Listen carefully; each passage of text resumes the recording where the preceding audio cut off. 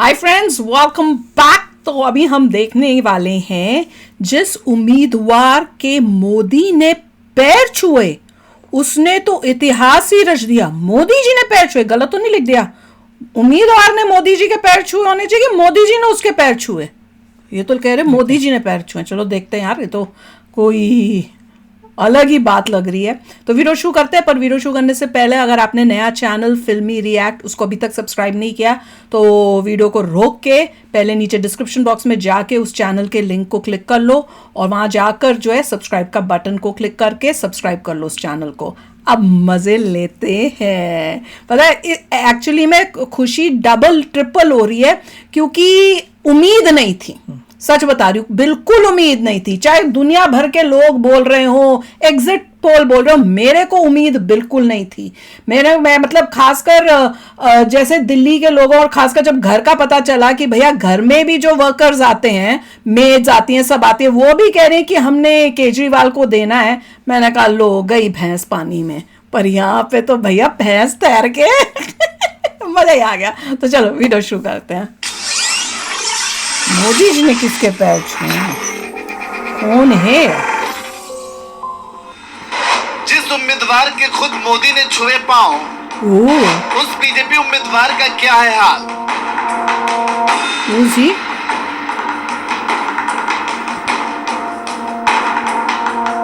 ओए होए, वाह। राजधानी दिल्ली में आखिरी बार 1998 में बीजेपी सत्ता में थी और पार्टी के तेज तर्रार नेता सुषमा स्वराज दिल्ली के मुख्यमंत्री थी।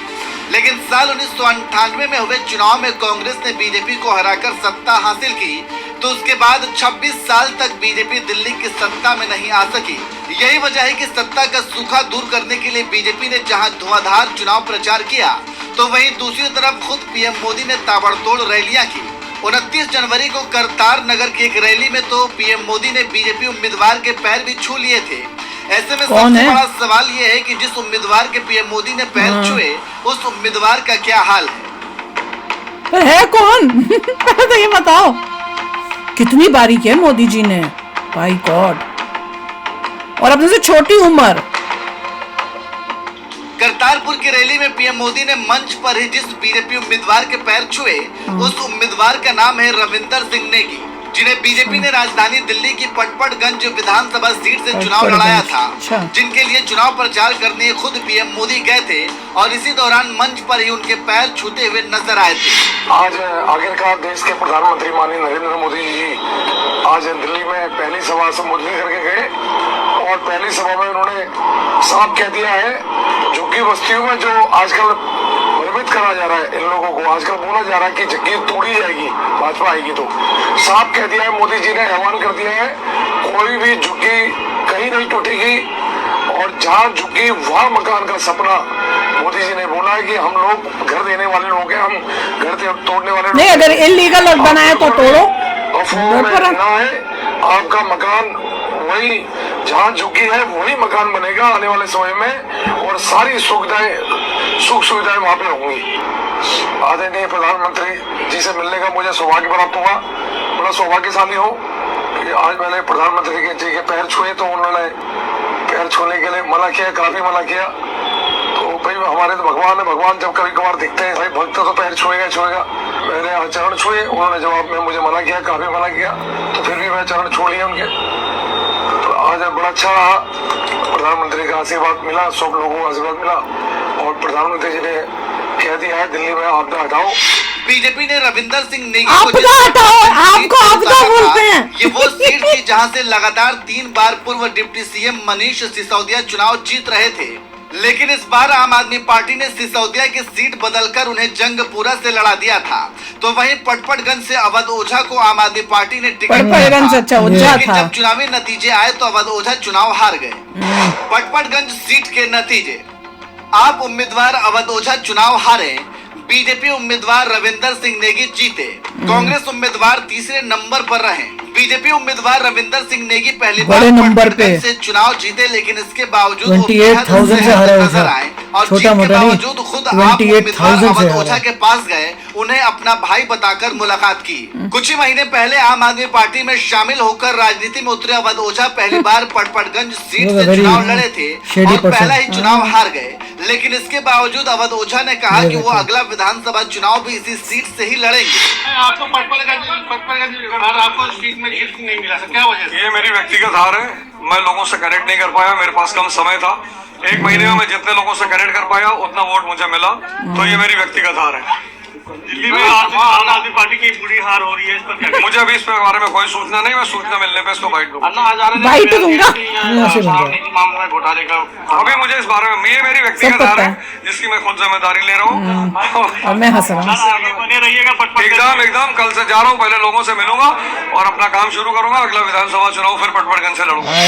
पटपड़गंज सीट से चुनाव जीते रविंदर सिंह नेगी के बारे में आपको बता दें कि उनकी गिनती संघ के करीबी नेता में होती है। यही वजह है कि बीजेपी ने उन्हें दोबारा टिकट देकर मैदान में उतारा था और उनकी टक्कर इस बार आम आदमी पार्टी के उम्मीदवार अवध ओझा और दिल्ली कांग्रेस के पूर्व अध्यक्ष अनिल चौधरी से थी। जब चुनावी नतीजे आए तो उन्होंने दोनों ही नेताओं को हराकर जीत का भगवा गाड़ दिया और अब दिल्ली के मुख्यमंत्री बनने के रेस में भी उनका नाम आगे चल रहा है। ऐसे आपको क्या लगता है, क्या रविंदर सिंह नेगी को दिल्ली का मुख्यमंत्री बनाना चाहिए? अपनी राय हमें कमेंट करके जरूर बताएं और साथ ही दिल्ली चुनाव के नतीजों पर नेताओं ने क्या कुछ कहा, आइए आपको सुनाते हैं।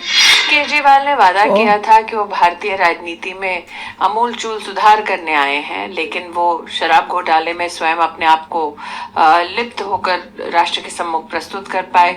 उन्होंने नरेंद्र मोदी के गरीब के लिए जो आवाज लाने का बहुत प्रयास किया, लेकिन अपने लिए शीश महल बनाने में उन्होंने कोई कसर छोड़ी नहीं।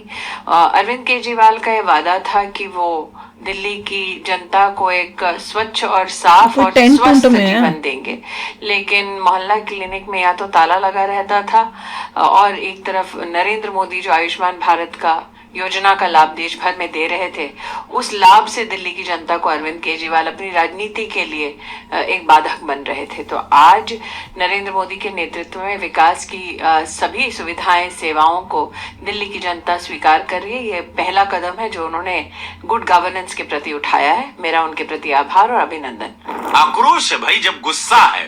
प्रधानमंत्री वहां खड़े हो गए अपनी गारंटी लेके, तब पता चला लोगों को कि 10 साल उनका शोषण 10 साल लोगों का शोषण हुआ, उनके साथ छल हुआ, फरेब हुआ, भ्रष्टाचार हुआ, शराब आई, हमारे पूर्वांचलिया लइका बच्चा लोगन के दारू मिलल, वोट देना ओकरे बदले में शराब मिलल, हमारे बच्चा लोगन का भविष्य बर्बाद भई।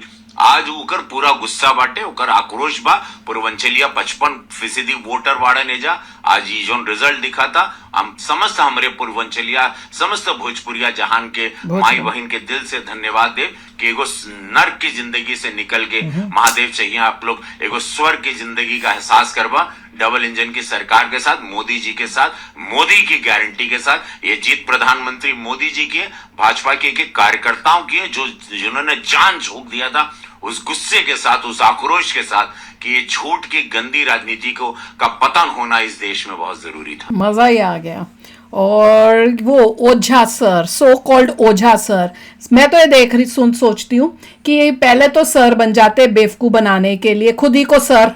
भैया अपने नाम के पीछे कौन सर लगाता है? खुद ही, मेरे तो समझ में नहीं आता। पहले बताया था सिर्फ इंडिया में होता है कॉन्सेप्ट कि तुम खुद ही अपने नाम के बोलो सर। भैया फलाना सर, फलाना लोग बनाते तुम्हें सर कि तुम YouTube चैनल खोल के अपना नाम में सर लगा दोगे।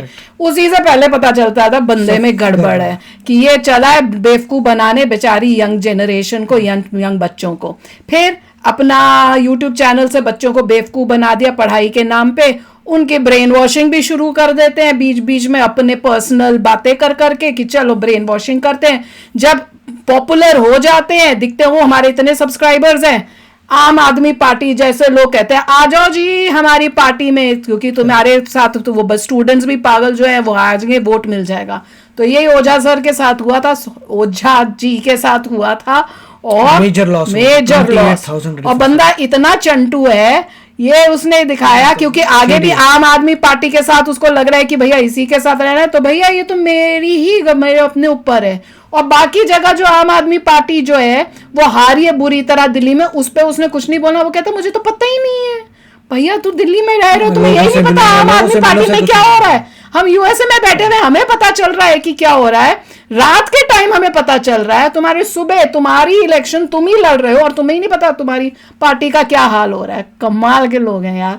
पर दिस इज रियली गुड, जिनके पैर छू रहे थे मोदी जी के। सच्चा इंसान आम आदमी पार्टी को ज्वाइन नहीं ओ बिल्कुल, जो आम आदमी पार्टी को ज्वाइन कर रहा है उससे पहले ही पता चल जाता है उसी टाइम ही कि ये बंदा क्या कौन होगा। उसको चाहिए ये कमाना, पार्टी गड़बड़ है, तो अगर कोई ज्वाइन करता है तो उसी टाइप का आदमी। और मोदी जी का जो एक्शन था वो तो बहुत ही स्वीट था, बहुत ही अच्छा था कि देखो उसने पैर छुए तो मोदी जी ने बता रहे थे कि भाई बड़ा मना किया पर मैंने फिर भी छुए, कि भाई मुझसे रुका नहीं गया काइंड ऑफ, क्योंकि इतनी रिस्पेक्ट है मोदी जी के लिए। तो और कभी कभी मौका मिलता है, वो उस दिन मौका मिला क्योंकि वो आए हुए थे, तो मोदी जी मना किया। तो मोदी जी ऐसे करते हैं कि अगर कोई करता है तो फिर उनके वापस पैर छूते हैं कि भैया तुम में भी भगवान है, मेरे अंदर अगर आप भगवान देखते हो तो तुम्हारे अंदर भी भगवान है, और उनको भी रिस्पेक्ट पे करते हो। मोदी जी ने जिस तरह से पैर छुए थे वाकई पैर छुए थे, जबकि वो दूसरे वाले जो थे उन्होंने एक हाथ से किया था। मैं देख रही मोदी जी ने 2-3 बारी प्रॉपर पूरे उससे किए थे। कमाल है यार, प्राइम मिनिस्टर ऑफ इंडिया। और देखो किस टाइप से सारी दुनिया को दिखा रहे हैं कि इंसान होना कैसा चाहिए। तो चलो आप भी शेयर करना अपने थॉट्स। चलते हैं, मिलेंगे नेक्स्ट वीडियो में बहुत ही जल्द। Till then take care and bye bye. तो अगर आप मेरे इस चैनल पे नए हो तो जल्दी से सब्सक्राइब के बटन को हिट करो और बेल आइकन को क्लिक करो, ताकि आपको मेरा जब नया वीडियो मैं लगाऊं आपको उसके बारे में जल्दी से पता चल जाए।